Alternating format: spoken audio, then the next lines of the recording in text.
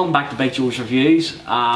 Thanks very much again for all of your support, really appreciate it. And I hope you enjoyed my previous video, which was my top 10 favourite superhero movies of all time. Today I'm joined by my friend Neill, and we are going to discuss the earlier Superman movies, the Richard Donner ones, and the earlier Batman movies, the Tim Burton ones, and a little bit of Richard Lester and Joel Schumacher. Yeah, throw in for good measure, you know, kind of.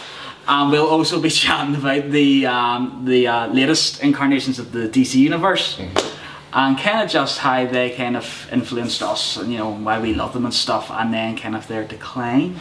Yeah. That's being nice. Yeah, because I think Superman and Batman have a similar pattern of rise and decline in their four movies. Yeah. In those series. So yeah. So we're going to start with the original Richard Donner 1978 Superman movie. So well, for me this was my first superhero movie on TV. I think I watched it on TV around the same time as Batman was coming in the cinema. I do remember seeing it on TV. I do remember renting Superman 4 because it was like 87. Yeah. So I do remember. I do have early memories of Superman on TV. Yeah. And I think my earliest memory of Superman 3 was the extended cut they did on ITV. Yes. And when I got on videotape, I was going, why is it shorter? Yeah. And I realised, then years later I came to think, that's actually the better version. Yeah.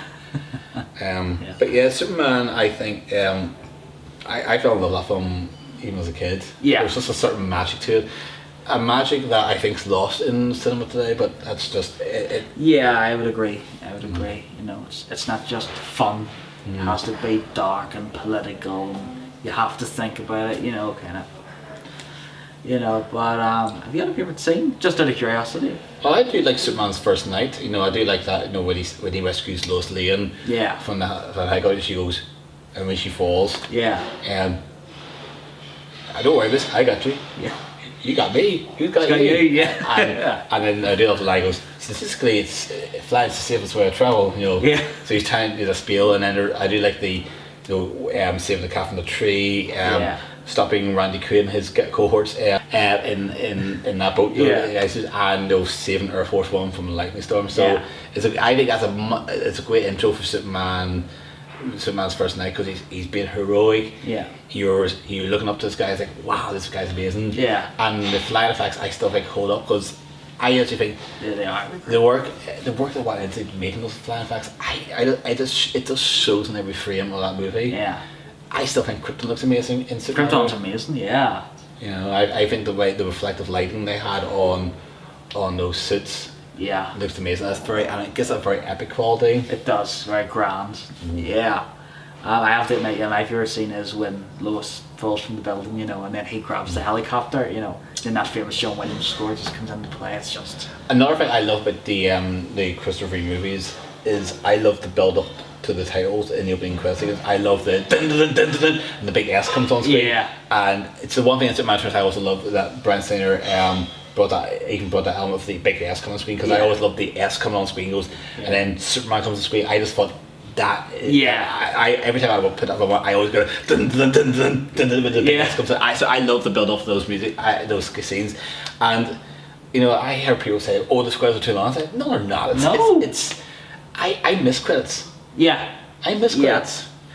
They were fun credits. They were epic credits, And I just love listening to that music. It's a great way to get into that film, and I just like it really gets your heart pumping when you hear that theme. Exactly. I mean, who doesn't want to listen to John Williams? Yeah, exactly. You know what I mean? So you know that there, you know, I just that so that even, you know, that big S bill, and I do think it's probably the letdown number 3 also, because it doesn't have an opening sequence. Yeah. You know, it does have like the a funny thing happened on the way to Metropolis type, you know, thing was like the pratfalls, and I think and even the fanfares lackluster when the S shield comes up, you know, on screen. So it's a bit like, I guess at this point. But yeah, the first 2 Superman films, I think I like the fact that Superman takes his time. You know, you slowly build him up, you know, from his childhood on Krypton right through to him become Superman. Yeah. And you know, obviously Superman 2, it's a build up for Superman 2 with the 3 supervillains. I think Turnstop's still amazing as General Zod. Yeah, he's amazing. And I think the first 2 movies are good, but I suppose the difference is there seems to be nowadays they seem to be happy with Lois Lane wanting to know Clark's identity. Yes. Whereas you know they had to do this super kiss, you know, to wipe her memory of it all. And I think, I don't like. I mean, my friend thinks my friend believes, prevents Superman from becoming the great movie. Yes. I to me it doesn't ruin the fact that it's a great movie, but it is the one flaw in the movie, and that's Superman turning back time. I would think that's probably the one flaw in the otherwise great movie. Alright, I want to know, what are your thoughts on Gene Hackman's Lex Luthor? Because I've had debates that Gene Hackman's too comedic and too not true to what Lex Luthor is. I've had some people, say to me, especially when they haven't had it and seen it before, and I show it to them, they're kind of like, I like the joke, but Gene Hackman's just really funny in it, and I do agree to a degree, especially in early scenes with Otis and Miss Testmacher, kind of where he is just kind of, I'm the most brilliant person here and he's ready, and they do play on that. But I mean, when you get to the later scene, especially when he sends the 2 rockets off, and that Miss Testmacher says, but my mother listened, I was yeah, exactly. I mean, that is really dark and sick. He's like, I don't give a toss for your mother. There's a line I also love when Superman, when Superman he goes Superman to his lair to confront him by saying there's a deadly gas plant. He goes, is that how a mind like yours gets its kicks, by plotting the deaths of innocent millions? No, by causing the deaths of innocent. And that way just shows you. Although he's playing like very comically. Yeah, he's pretty dark. He is. Yeah, he's a really manipulative mean guy. Yeah. No, but I love Gene Hackman. I thought he was really good. I think he works well with that film. He does. And I will admit that because I'm not an avid reader of the comics, I probably read more Batman comics than I have read Superman comics. Yeah. That I have people say I've had a friend who says his favorite Lex Luthor was probably John Shea from Lex Luthor. I would say he was a good Lex Luthor. He was a good Lex Luthor. Yeah. But Gene Hackman, I think for the film, and I think Otis works so much better than say Lionel. No, not Lionel. Lenny. John Crack. Yeah. So in Superman 3, I think there's a decline. Yeah. I think they do promote too much as a Richard Pryor. Yeah, it's a vehicle for him. Yeah. Vehicle for him. Yeah. Superman. I do like the fact that Superman turns evil. Well, not evil, but more like a drunk. It kind of, I don't care anymore. And then there's the thing where Clark Kent comes out of him and has to fight. Has to fight himself, I guess, the highlight of the movie. Him using the plot point from early in the film is a great, clever use of Superman using his intelligence against the computer. Exactly. Like the acid that is deadly if it explodes. But it's okay, it's safe when it's not hit. So Superman uses that there to trick the computer. I like that. So there's elements like that there in the film that I think are fantastic. Yeah, it is. Superman 4, which is the black sheep. It's a nice idea. It is, but it's badly executed. It is. And I think there's no love for that film. There's no love from Canon. They just saw it as another job. They siphon money off them into other projects, so it looks cheap. Yeah.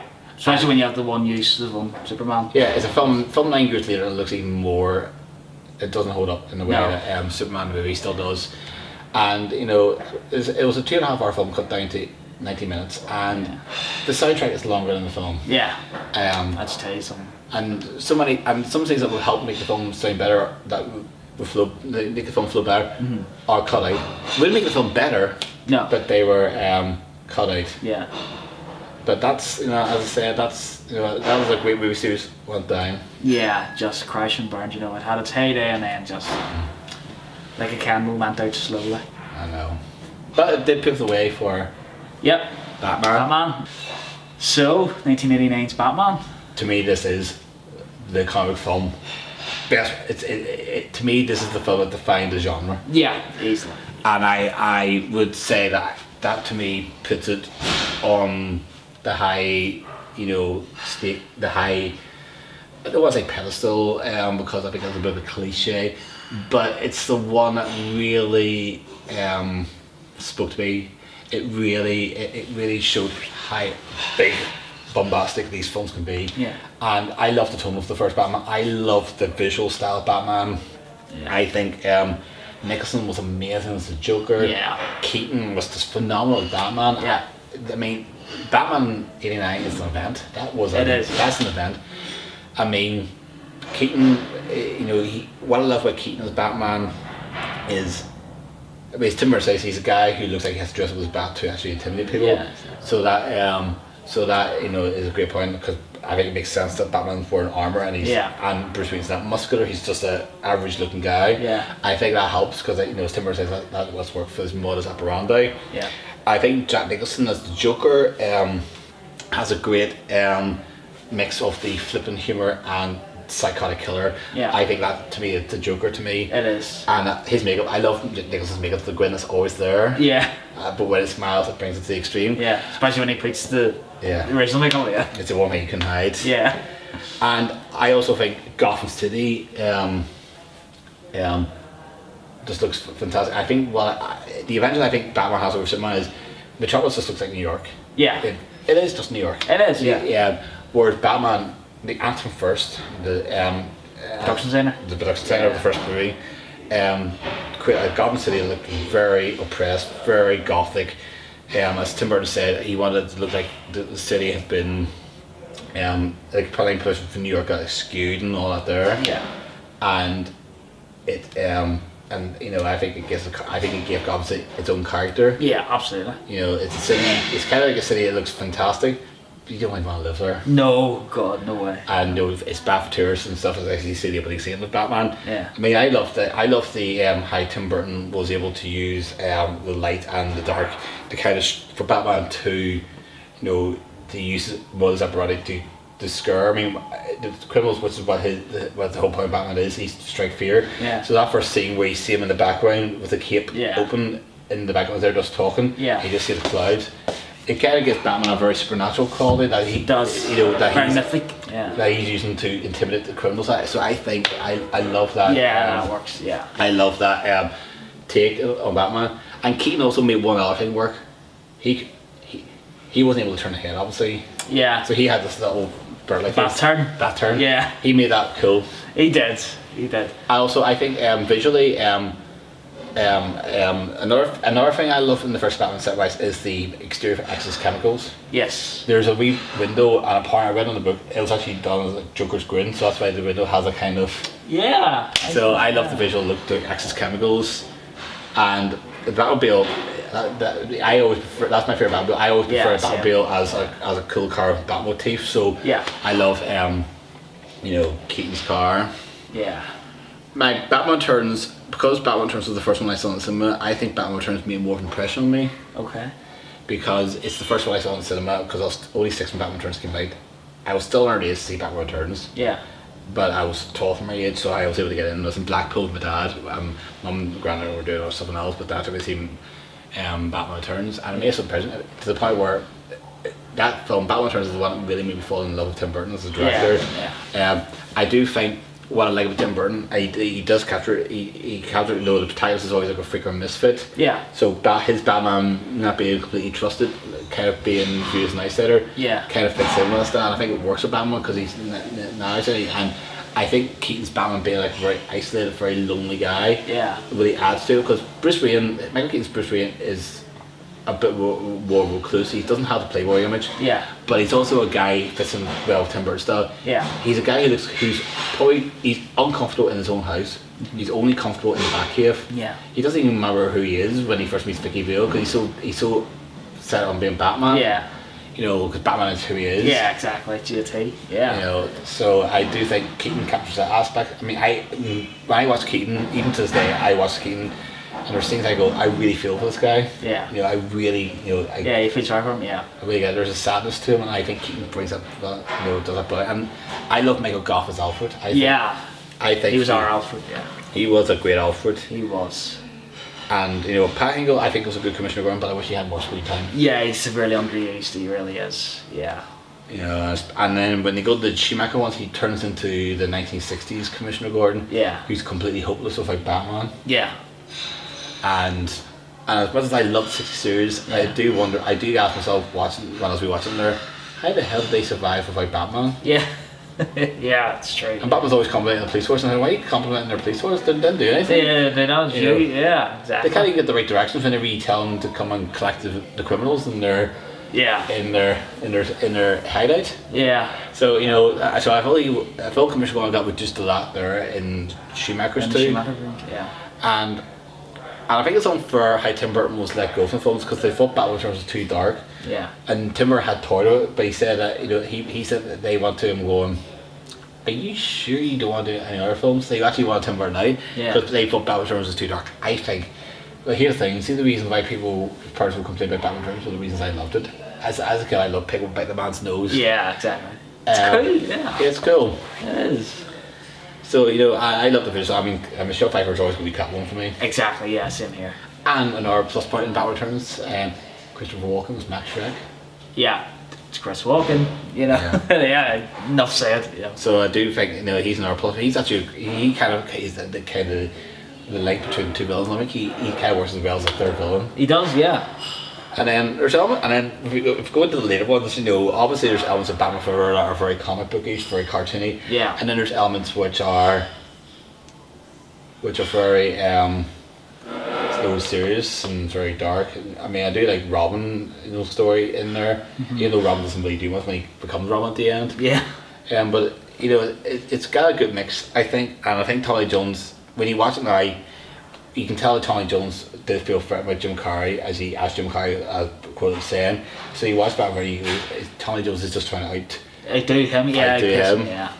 And I think when he realised 2 years later, by being the straight man, he actually is the fireman, and he did Men in Black 2 years later. Yeah. I think he realised that 2 years later. Yeah. And Batman Robin, I think it turns by that point Batman the movies have turned into a toy commercial. Every toy company, every business wants their name mentioned, so it becomes more of a case of it's like a 2-hour TV commercial, and even the Batman credit card was a gimmick for like a real credit card company. Yeah. So unlike Superman 4, which had a noblest intentions for this fourth one, but just done it cheap.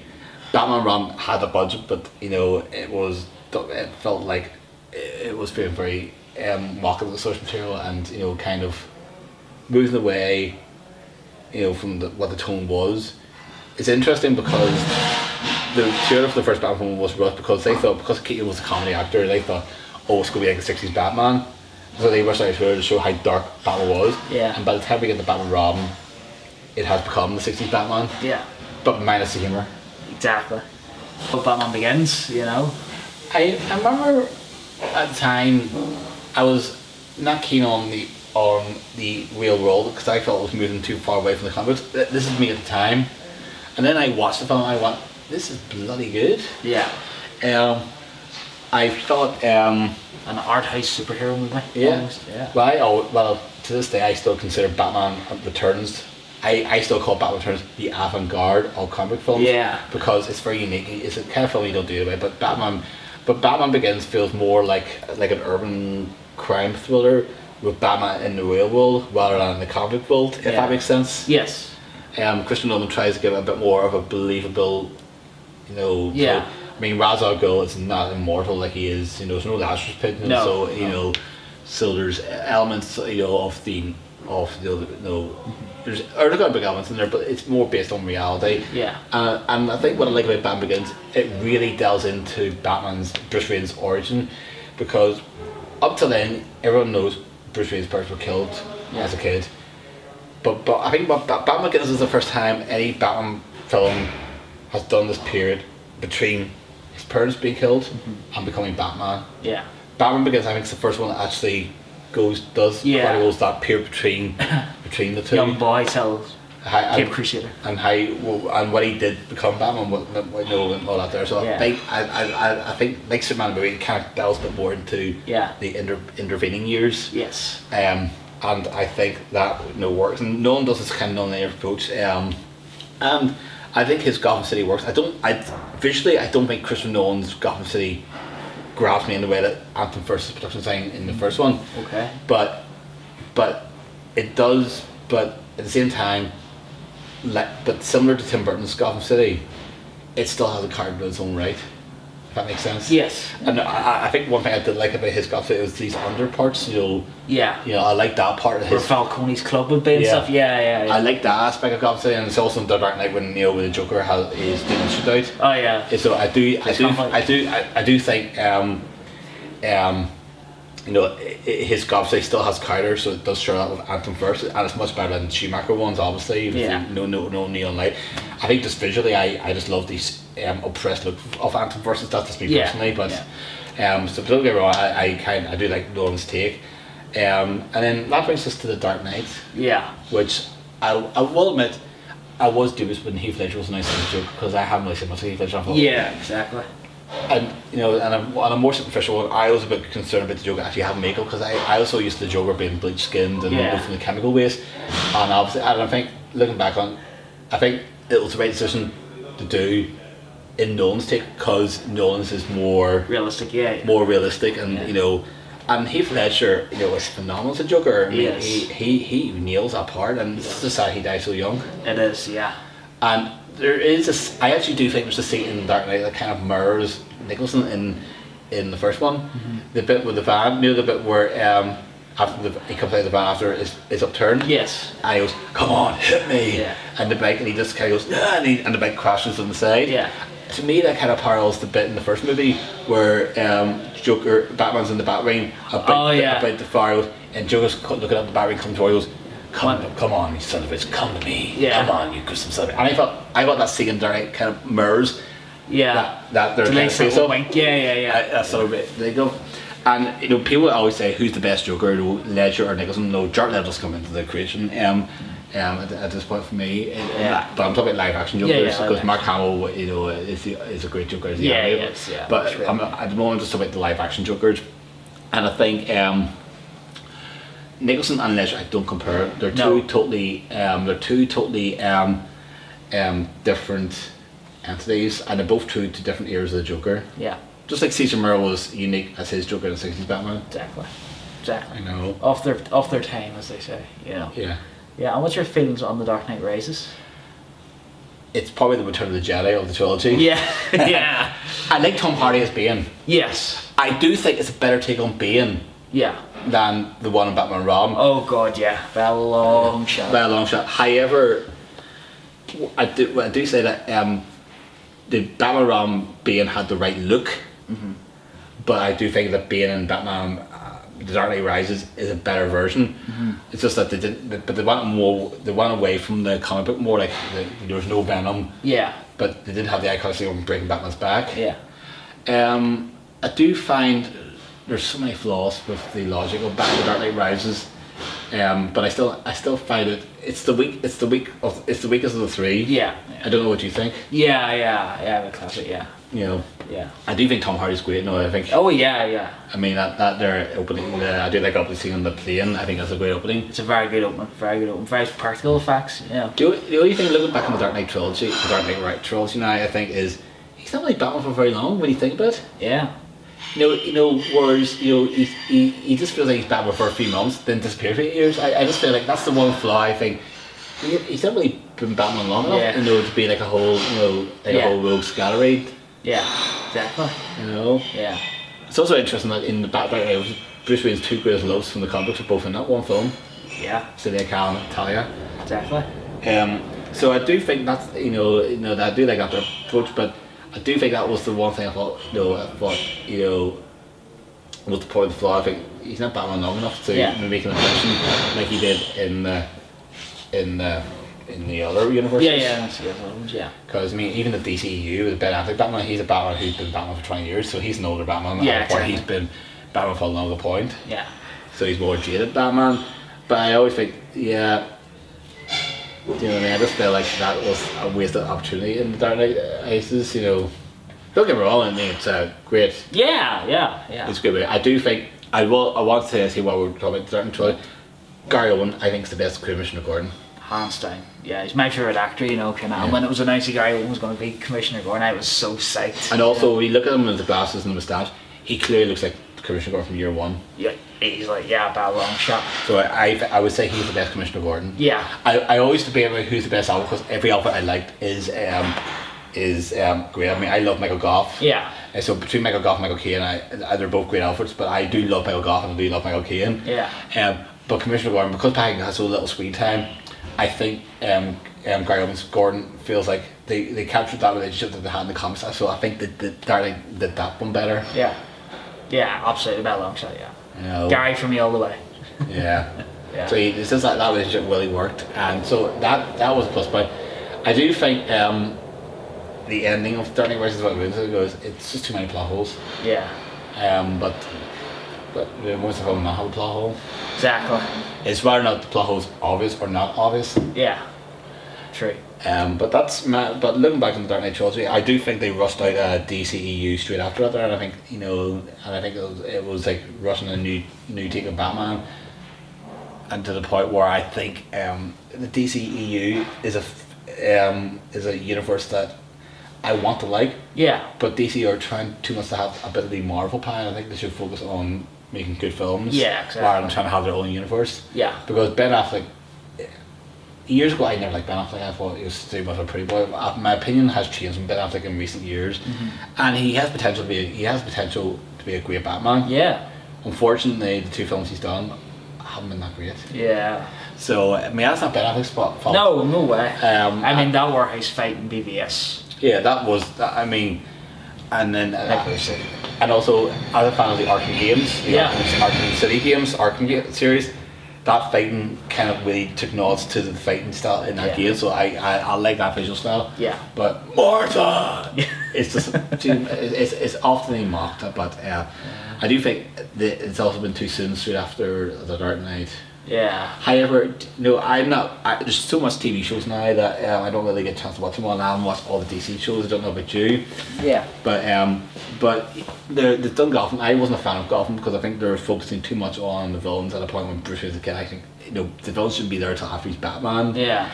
Now they're doing Alpha Penalty series, which could be interesting. But yeah, I'm really sick for that. Yeah. I'm in two minds about that there. But what I really love DC to do, and I won't do it because they want to keep Batman's right. I want a Batman TV series in the style of the animated series. That kind of storytelling. I want that as a live action series. That's what I really want. Yeah. And I haven't watched Arrow. I haven't watched The Flash. Wow, I've seen a few episodes of Arrow, but I haven't watched all these bits. They're great. They really are good. It's just so much out there now. There is. That I don't binge TV shows, and I find myself rewatching stuff more often now than I do watching new stuff. But I do watch new stuff. Yeah. But I just can't watch several shows at once. Yeah. Yeah, I get it. I understand. It is hard to keep up with, right? Because there's so many platforms now to try and keep up. Yeah. No, I do recommend them. They are good if you get a chance. So there you go, guys. Thanks very much for tuning in. Don't forget to subscribe. And thanks for Neill for joining me. Yeah. Thank you. See you next time, guys.